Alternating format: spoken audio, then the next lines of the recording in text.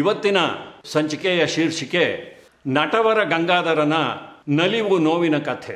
ನೋಡಿ, ಆಡು ಭಾಷೆಯಲ್ಲಿ ನೋವು ನಲಿವು ಅಂತ ಹೇಳ್ತಾರೆ, ಆದರೆ ನಾನು ಉದ್ದೇಶಪೂರ್ವಕವಾಗಿ ನಲಿವು ನೋವು ಅಂತ ಹೇಳಿದ್ದೀನಿ. ಯಾಕೆಂದರೆ ನಮ್ಮ ಚಿತ್ರನಟ ಗಂಗಾಧರ್ ಅವರ ಪಾಲಿಗೆ ಆರಂಭದ ಜೀವನ ನಲಿವಿನಿಂದಲೇ ತುಂಬಿತ್ತು.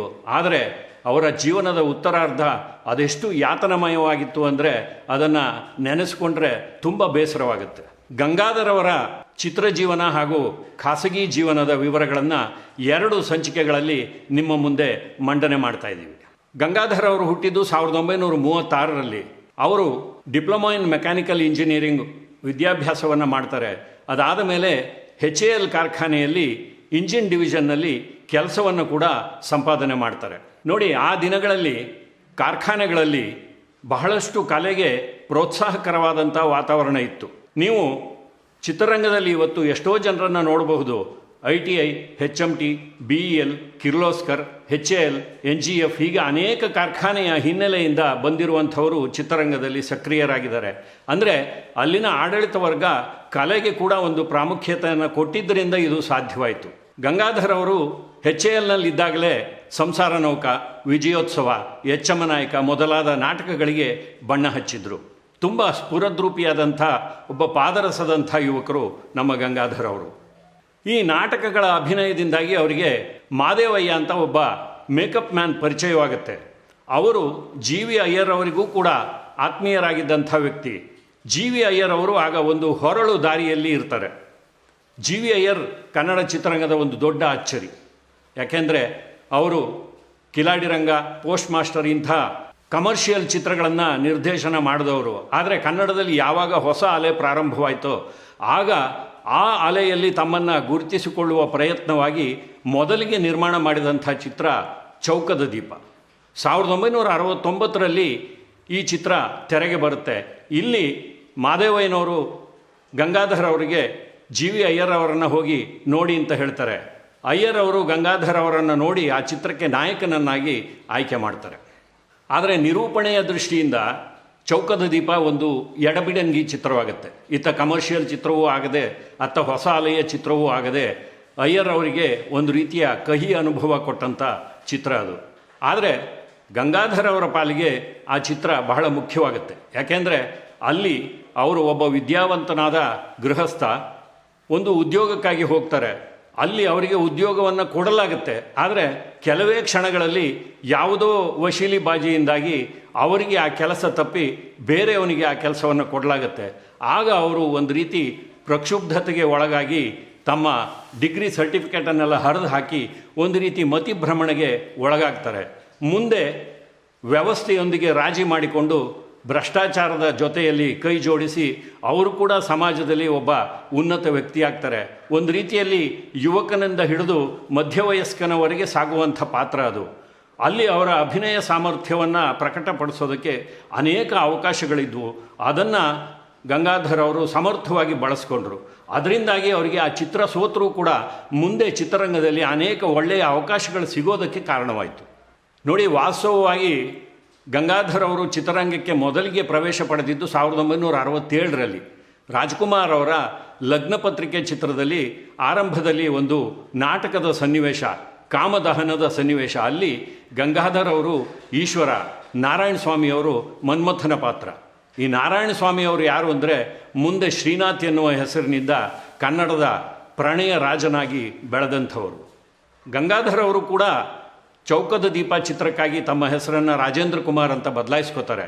ಆದರೆ ಆ ಹೆಸರು ಅವರ ಕೈ ಹಿಡಿಯೋದಿಲ್ಲ. ಹಾಗಾಗಿ ಮುಂದೆ ಅವರು ಗಂಗಾಧರ್ ಎಂಬ ತಮ್ಮ ಮೂಲ ಹೆಸರಿನೊಂದಿಗೆ ಚಿತ್ರಗಳಲ್ಲಿ ಕಾಣಿಸಿಕೊಳ್ತಾರೆ.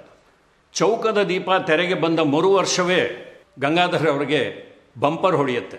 ಅಂದರೆ ಪುಟ್ಟಣ್ಣ ಕಣಗಾಲ್ ಅವರ ಮಹತ್ವದ ಚಿತ್ರ ಗೆಜ್ಜೆ ಪೂಜೆಯಲ್ಲಿ ನಾಯಕನ ಪಾತ್ರ ಸಿಗುತ್ತೆ. ಅದು ಕಲ್ಪನಾ ಅವರಂಥ ಒಬ್ಬ ಅಭಿನೇತ್ರಿಯ ಎದುರಿಗೆ ಮಹತ್ವದ ಒಂದು ನಾಯಕನ ಪಾತ್ರ. ಪಂಚಮ ವೇದ ಪ್ರೇಮದ ನಾದ ಪ್ರಣಯದ ಸರಿಗಮ ಭಾವಾನಂದ ಹೃದಯ ಸಂಗಮ ಅನುರಾಗ ಬಂಧ ರಾಗರಾಗಿಣಿ ಯೋಗಾನುಬಂಧ ಪಂಚಮ ವೇದ ಪ್ರೇಮದ ನಾದ.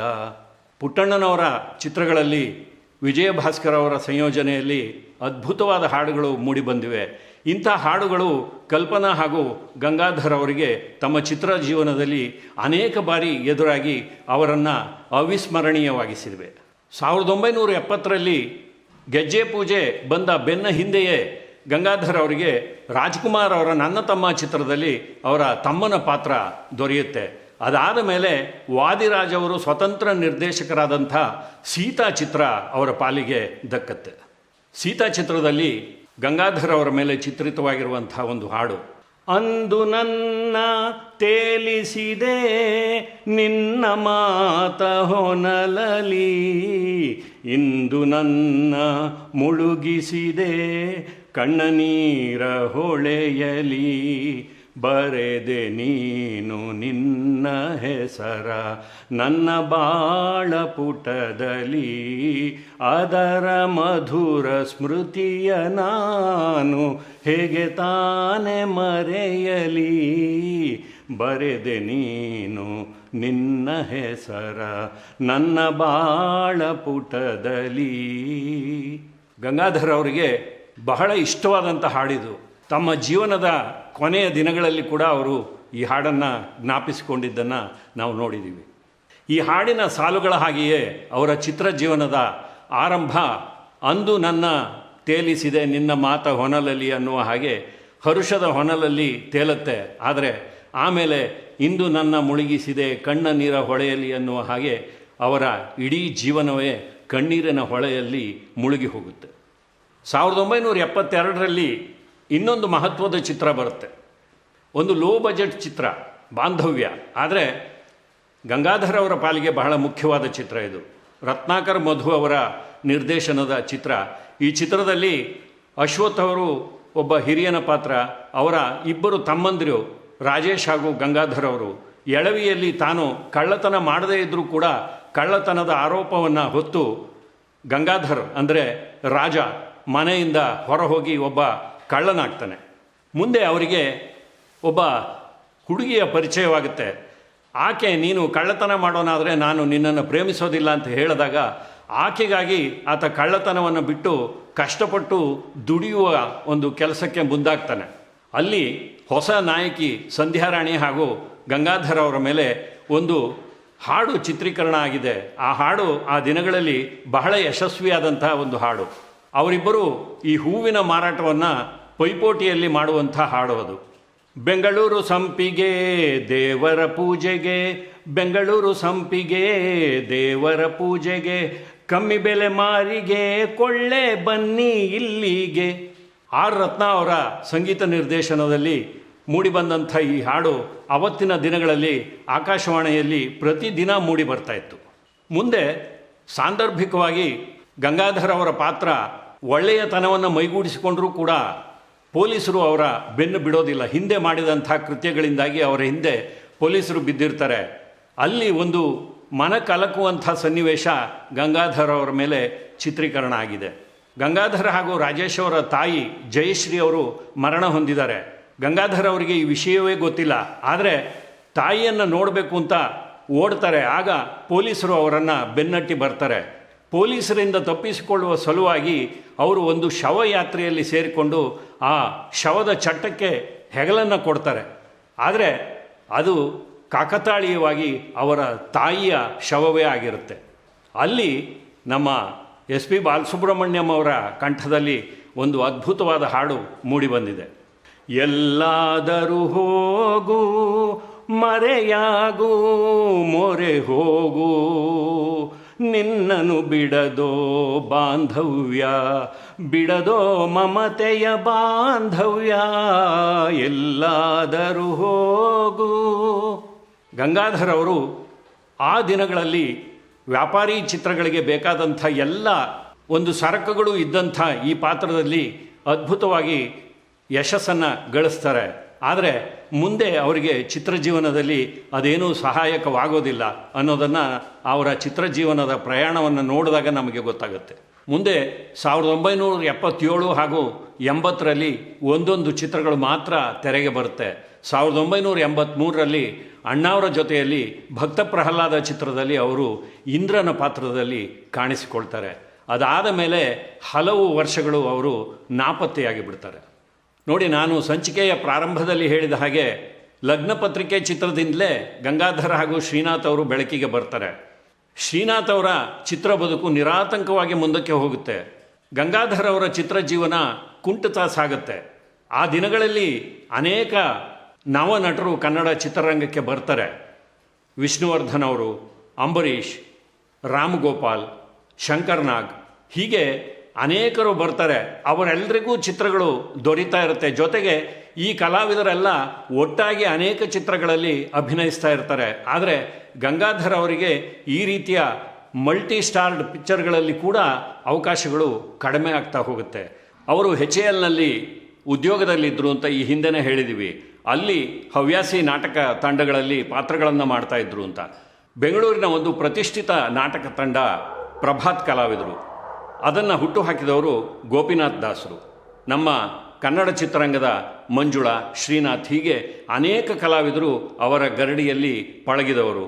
ಗಂಗಾಧರ್ ಅವರು ಕೂಡ ಅಲ್ಲಿ ಪಾತ್ರಗಳನ್ನು ಮಾಡ್ತಾಯಿದ್ರು. ಅದೇ ರೀತಿಯಲ್ಲಿ ಬಶೀರ್ ಎನ್ನುವವರ ಒಂದು ನಾಟಕ ಕಂಪನಿಯಲ್ಲಿ ಕೂಡ ಅವರು ಪಾತ್ರಗಳನ್ನು ಮಾಡ್ತಾಯಿದ್ರು. ಕನ್ನಡ ಚಿತ್ರರಂಗದಲ್ಲಿ ಒಂದು 8-10 ವರ್ಷಗಳ ನಂತರ ಗಂಗಾಧರ್ ಅವರ ಚಿತ್ರ ಜೀವನ ಒಂದು ಮೋಡ ಕವಿದ ವಾತಾವರಣ ಉಂಟಾಗತ್ತಲ್ಲ, ಆಗ ಅವರಿಗೆ ಚಿತ್ರಗಳ ಸಂಖ್ಯೆ ಕಡಿಮೆ ಆಗುತ್ತೆ.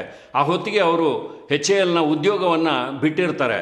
ಹಾಗಾಗಿ ಅವರಿಗೆ ಜೀವನ ನಿರ್ವಹಣೆಗೆ ಈ ನಾಟಕದ ತಂಡಗಳು ಹಾಗೂ ನಾಟಕದ ಪಾತ್ರಗಳು ಅವರ ನೆರವಿಗೆ ಬರುತ್ತೆ. HALನಲ್ಲಿ ಉದ್ಯೋಗದಲ್ಲಿ ಇದ್ದಾಗಲೇ ಗಂಗಾಧರ್ ಅವರು ಅಲ್ಲಿನ ಒಬ್ಬ ಸಹೋದ್ಯೋಗಿಯ ಜೊತೆ ಸೇರಿಕೊಂಡು ಒಂದು ಲಾರಿಯನ್ನು ಖರೀದಿ ಮಾಡಿ ಒಂದು ಉದ್ಯಮವನ್ನು ಮಾಡೋಣ ಅಂತ ಹೊರಡ್ತಾರೆ. ಆದರೆ ಅದು ಅವರ ಕೈ ಹಿಡಿಯೋದಿಲ್ಲ. ಗಂಗಾಧರ್ ಅವರ ಚಿತ್ರ ಜೀವನದ ಪ್ರಮುಖ ಚಿತ್ರ ಶರಪಂಜರ.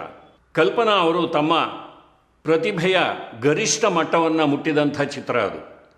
ಅಂಥ ಒಂದು ಚಿತ್ರದಲ್ಲಿ ನಾಯಕನ ಪಾತ್ರ ಒಂದು ರೀತಿಯಲ್ಲಿ ಖಳನ ಛಾಯೆ ಇರುವಂಥ ಪಾತ್ರ. ಅಂದರೆ ಪರಿಸ್ಥಿತಿಗೆ ಅನುಗುಣವಾಗಿ ಆತ ಹೆಂಡತಿಯನ್ನು ಆಲಕ್ಷಿಸಿ ಮತ್ತೊಬ್ಬ ಸ್ತ್ರೀಯಲ್ಲಿ ಅನುರಕ್ತನಾಗೋದು.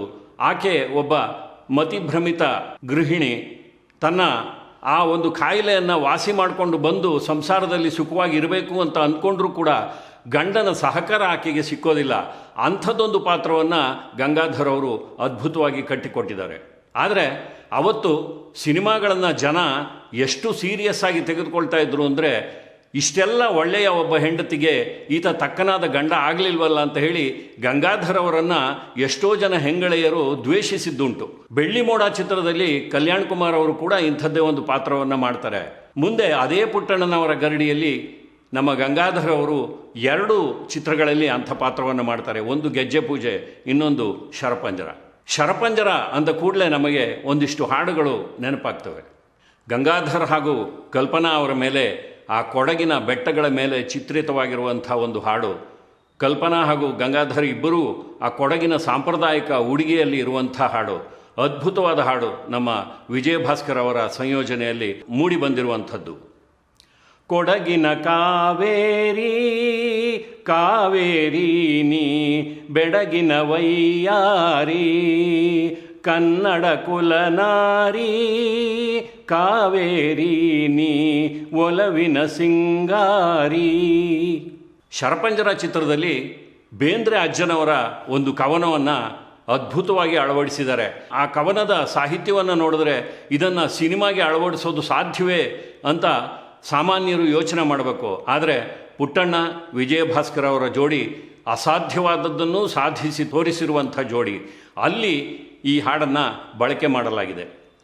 ಉತ್ತರ ಧ್ರುವದಿಂ ದಕ್ಷಿಣ ಧ್ರುವಕ್ಕೂ ಚುಂಬಕ ಗಾಳಿಯು ಬೀಸುತ್ತಿದೆ. ಕಲ್ಪನಾ ಹಾಗೂ ಗಂಗಾಧರ್ ಅವರ ಅಭಿನಯಕ್ಕೆ ಪುಟವಿಟ್ಟ ಹಾಗೆ ಅಲ್ಲಿ PB ಶ್ರೀನಿವಾಸ್ ಹಾಗೂ P ಸುಶೀಲಾ ಅವರ ಕಂಠ ಕೂಡ ಮೂಡಿ ಬಂದಿದೆ. ಹಾಡುಗಳ ಬಗ್ಗೆ ನಾವು ಇಷ್ಟೊಂದು ವಿವರವಾಗಿ ಯಾಕೆ ಹೇಳ್ತೀವಿ ಅಂದರೆ, ನೋಡಿ, ಆಗಿನ ದಿನಗಳಲ್ಲಿ ಚಿತ್ರಗಳಲ್ಲಿ ಹಾಡು ನಮ್ಮ ಸಂಸ್ಕೃತಿಯ ಒಂದು ಭಾಗವಾಗಿತ್ತು. ನಮಗೆ ಇತಿಹಾಸವನ್ನು, ಸಂಸ್ಕೃತಿಯನ್ನು, ಜೊತೆಗೆ ಜೀವನದ ಮೌಲ್ಯಗಳನ್ನು ಕಲಿಸುವಲ್ಲಿ ಆ ಹಾಡುಗಳು ಪಾತ್ರವನ್ನು ವಹಿಸ್ತಾ ಇದ್ವು. ಅದರಲ್ಲೂ ನಮ್ಮ ಗಂಗಾಧರ ಹಾಗೂ ಕಲ್ಪನಾ ಅವರ ಅಭಿನಯದ ಕೆಲವು ಸದಭಿರುಚಿಯ ಚಿತ್ರಗಳಲ್ಲಿ ಒಂದೇ ಹಾಡು ಇಬ್ಬರ ಕಂಠದಲ್ಲಿ ಮೂಡಿ ಬರ್ತಾ ಇತ್ತು, ಪುರುಷ ಕಂಠ ಹಾಗೂ ಸ್ತ್ರೀ ಕಂಠದಲ್ಲಿ. ಈಗಾಗಲೇ ನಾವು ನಿಮಗೆ ಗೆಜ್ಜೆ ಪೂಜೆ ಚಿತ್ರದ ಪಂಚಮವೇದ ಹಾಡಿನ ಬಗ್ಗೆ ಹೇಳಿದ್ದೀವಿ. ಅದೇ ರೀತಿ ಸೀತಾ ಚಿತ್ರದಲ್ಲಿ ಬರದೆ ನೀನು ನಿನ್ನ ಹೆಸರ ಹಾಡಿನ ಬಗ್ಗೆ ಹೇಳಿದ್ದೀವಿ. ಇದೇ ರೀತಿಯಲ್ಲಿ ಸೋತು ಗೆದ್ದವಳು ಚಿತ್ರದಲ್ಲಿ ಕೂಡ ಒಂದು ಹಾಡು ಇಬ್ಬರ ಕಂಠದಲ್ಲಿ ಮೂಡಿ ಬಂದಿದೆ. ಕೆಂಪು ಗುಲಾಬಿಯ ಕೆನ್ನೆಯ ಚೆಲುವೆ ಏಕೆ ಒಲಿದಳು ಬಾನುಡಿವೆ. ಇದು ಕಲ್ಪನಾ ಅವರ ಮೇಲೆ ಚಿತ್ರಿತವಾಗಿರುವ ಹಾಡು. ಇದನ್ನು ಹಾಡಿದವರು ಎಸ್ ಜಾನಕಿಯವರು.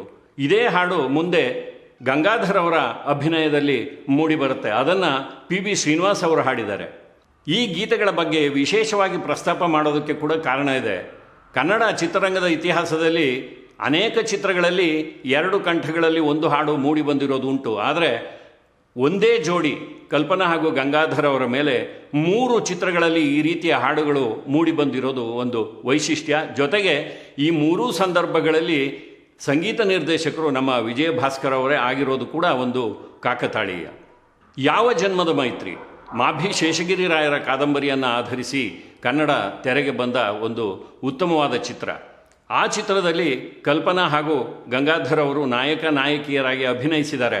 ಆದರೆ ಇಲ್ಲಿ ಕೂಡ ವಿಜಯ ಭಾಸ್ಕರ್ ಅವರ ಸಂಗೀತ ಇದೆ. ವಿಶೇಷ ಏನು ಅಂದರೆ ಇಲ್ಲಿ 5 ಹಾಡುಗಳಿವೆ, ಆದರೆ ಪುರುಷ ಕಂಠದಲ್ಲಿ ಒಂದೇ ಒಂದು ಹಾಡು ಕೂಡ ಇಲ್ಲ. ಅಂದರೆ ನಾಯಕನಿಗೆ ಯಾವುದೇ ಹಾಡು ಇಲ್ಲ. KSL ಸ್ವಾಮಿ ರವಿಯವರ ನಿರ್ದೇಶನದಲ್ಲಿ ಬಂದ RO ವರ್ಣದ ಚಿತ್ರ ಭಲೇ ಅದೃಷ್ಟವೋ ಅದೃಷ್ಟ. ಈ ಚಿತ್ರದಲ್ಲಿ ಕೂಡ ಕಲ್ಪನಾ ಹಾಗೂ ಗಂಗಾಧರ್ ಅವರು ನಾಯಕ ನಾಯಕಿಯರು. ಇದರಲ್ಲಿ ಅನೇಕ ಜೋಡಿಗಳಿವೆ. ಈ ಜೋಡಿಯ ಒಂದು ಹಾಡು ಆಗ ಬಹಳ ಜನಪ್ರಿಯವಾಗಿತ್ತು. ನೋಡಿ, ಕನ್ನಡದಲ್ಲಿ ನಾಯಕನ ಹೆಸರನ್ನು, ಅದರಲ್ಲೂ ನಮ್ಮ ಅಣ್ಣಾವರ ಹೆಸರಿನ ಒಂದು ಹಾಡನ್ನು ನಾವು ಚಿತ್ರದಲ್ಲಿ ಕೇಳಿದ್ದೀವಿ. ಆದರೆ ಒಬ್ಬ ನಾಯಕಿಯ ಹೆಸರನ್ನು ಒಂದು ಹಾಡಿನಲ್ಲಿ ಬಳಸ್ಕೊಂಡಿರೋದು ಬಹುಶಃ ಇದೊಂದೇ ಚಿತ್ರದಲ್ಲಿ ಅಂತ ನನ್ನ ಭಾವನೆ. ಕಲ್ಪನಾ ರೂಪರಾಶಿ ಬಂದಿಹೇ ನಿನ್ನ ಬಯಸಿ ನಿಲ್ಲೇ ನೀವೋಡದೆ, ಹೀಗೆ ಸಾಗುತ್ತೆ ಆ ಹಾಡು. ಪುಟ್ಟಣ್ಣನವರ ಇನ್ನೊಂದು ಚಿತ್ರ ಕಥಾಸಂಗಮ. 3 ಕಥೆಗಳನ್ನು, ಸಣ್ಣ ಕಥೆಗಳನ್ನು ಆಧರಿಸಿ ಒಂದು ಚಿತ್ರವನ್ನು ಮಾಡಿದ ಹೊಸದೊಂದು ಪ್ರಯೋಗ ಕನ್ನಡದಲ್ಲಿ ನಡೆದಿದ್ದು. ಅಲ್ಲಿ ಒಂದು ಮುಖ್ಯವಾದ ಭಾಗ ಮುನಿತಾಯಿ. ಆ ಭಾಗದಲ್ಲಿ ಆರತಿ, ಗಂಗಾಧರ್, ನಮ್ಮ ಉಮೇಶ್ ಅವರು, ಜೊತೆಗೆ ರಜನಿಕಾಂತ್ ಅವರು ಕೂಡ ಅಭಿನಯಿಸಿದ್ದಾರೆ. ಅದು ಇಡೀ ಚಿತ್ರದಲ್ಲಿ ಅರ್ಧ ಭಾಗವನ್ನು ಆಕ್ರಮಿಸಿಕೊಂಡಿದೆ. ಅದೇ ಒಂದು ಚಿತ್ರದ ಮುಖ್ಯ ಭಾಗ. ಅಲ್ಲಿ ಗಂಗಾಧರ್ ಅವರು ಹೆಂಡತಿ ದೃಷ್ಟಿಹೀನೆ, ಒಬ್ಬ ಕಾಮ ಪಿಪಾಸುವಿನ ದುಷ್ಟತನಕ್ಕೆ ಬಲಿಯಾಗಿ ಒಂದು ಕಷ್ಟವನ್ನು ಅನುಭವಿಸಬೇಕಾಗುತ್ತೆ. ಆದರೆ ಆಕೆಯನ್ನು ಕ್ಷಮಿಸುವಂಥ ಒಂದು ಉದಾರ ಪಾತ್ರದಲ್ಲಿ ಗಂಗಾಧರ್ ಅವರು ಕಾಣಿಸ್ಕೊಂಡಿದ್ದಾರೆ. ಅದು ಕೂಡ ಒಂದು ಮರೆಯಲಾಗದ ಚಿತ್ರ. ನೋಡಿ, 2 ಚಿತ್ರಗಳಲ್ಲಿ ಗಂಗಾಧರ್ ಅವರಿಗೆ ಒಂದು ರೀತಿಯ ಖಳನ ಛಾಯೆ ಇದ್ದ ಪಾತ್ರಗಳನ್ನು ಕೊಟ್ಟಿದ್ದ ಪುಟ್ಟಣ್ಣನವರು ಈ ಚಿತ್ರದ ಮೂಲಕ ಆ ಒಂದು ಕಳಂಕವನ್ನು ತೊಲಗಿಸಿಕೊಂಡರು. ಪುಟ್ಟಣ್ಣನವರ 4 ಚಿತ್ರಗಳಲ್ಲಿ ಗಂಗಾಧರ್ ಅವರು ಕಾಣಿಸ್ಕೊಂಡ್ರು. ಗೆಜ್ಜೆ ಪೂಜೆ, ಶರಪಂಜರ, ಕಥಾಸಂಗಮ ಹಾಗೂ ರಂಗನಾಯಕಿ ಚಿತ್ರದಲ್ಲಿ ಒಂದು ಗೌರವ ಪಾತ್ರದಲ್ಲಿ. ಭಗವಂತ ಎಲ್ರಿಗೂ ಎಲ್ಲವನ್ನೂ ಕೊಡೋದಿಲ್ಲ. ನೋಡಿ, ಗಂಗಾಧರ್ ಅವರಿಗೆ ಒಳ್ಳೆಯ ರೂಪ, ಒಳ್ಳೆಯ ನಿಲುವು, ಒಳ್ಳೆಯ ಕಂಠ, ಒಳ್ಳೆಯ ಸ್ವಭಾವ ಎಲ್ಲವನ್ನೂ ಕೊಟ್ಟಿದ್ದ. ಆದರೆ ಅದೃಷ್ಟ ಗಂಗಾಧರ್ ಅವರ ಕೈ ಹಿಡಿಲಿಲ್ಲ. ಮುಂದೆ ಗಂಗಾಧರ್ ಅವರ ಚಿತ್ರ ಜೀವನದಲ್ಲಿ ಹಾಗೂ ನಿಜ ಜೀವನದಲ್ಲಿ ಏನೇನಾಯಿತು ಅನ್ನೋದನ್ನು ಮುಂದಿನ ಸಂಚಿಕೆಯಲ್ಲಿ ನಿಮ್ಮ ಜೊತೆಯಲ್ಲಿ ಹಂಚಿಕೊಳ್ತೀವಿ. ನಮಸ್ಕಾರ.